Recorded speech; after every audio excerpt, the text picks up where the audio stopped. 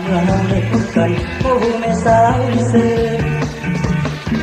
น้องสงามจับใจมันพาให้ฝันคืนวันงามแท้น้องงามจับใจโอ้โอ้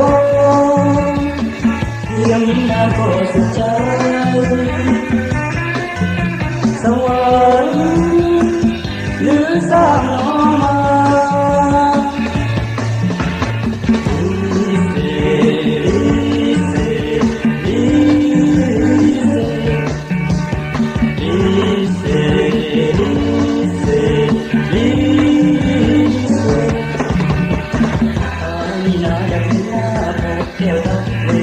โอ้แม่สาววิเศษ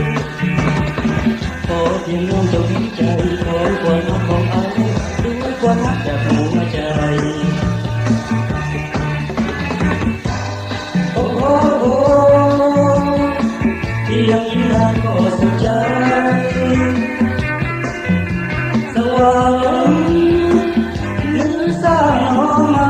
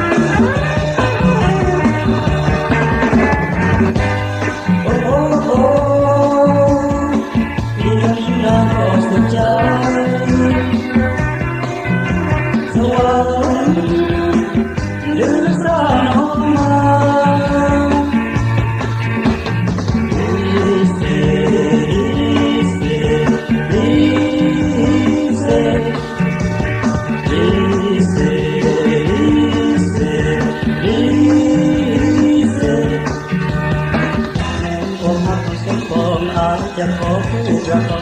แต่สาววิเศษขอแต่น้องอย่าทำพาใจอ้ายจนระกำและเศร้าซ้ำด้วยน้ำตา